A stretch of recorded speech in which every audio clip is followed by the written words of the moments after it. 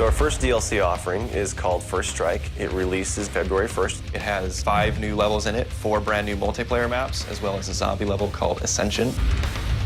Kowloon is inspired by the single-player campaign level that was also set in Kowloon City, China, but the actual design and the layout and the geometry in the map is built from the ground up for MP. Kowloon is the only map that has zip lines, which will allow players to quickly get from point A to point B. The trade-off to that is that you're completely exposed while you're on the zip line. You can't use your weapon. It's going to get you to your location much faster, but there's also the risk that you're going to get shot.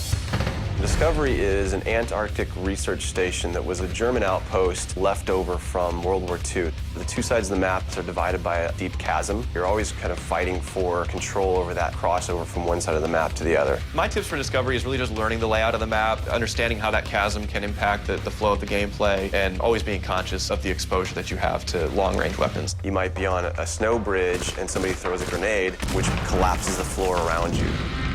Our large map is Berlin Wall. This focuses on the checkpoint Charlie area of Berlin. It puts you fighting on the two different sides of the wall. So you've got East Berlin versus West Berlin kind of thing going. Berlin Wall has certain attributes about it that if you use it right, you're going to have the competitive edge over your opponents. It has a lot of very long view distances. It's a really great map for snipers. There's some good high points, some good elevation there. And one of the unique aspects about Berlin Wall is that there's the no man's land in the middle. You can take the risk of going through no man's land to get a faster route, but there's a good chance you're going to get mowed down by the auto turrets.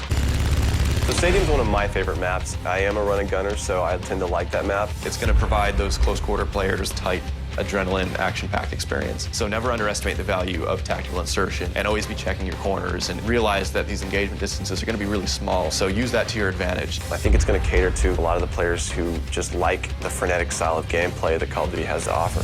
One of the big agendas with this map pack is we wanted to listen to the feedback that people have been giving about all the maps they've been playing with the release of the game. They want more verticality, more sniper opportunities. They really love the interactivity that we did. These are components that we wanted to bring back in a pretty big way in the first DLC offering. First Strike is going to be available February 1st for 1,200 Microsoft points, and it'll be available on Xbox 360 first.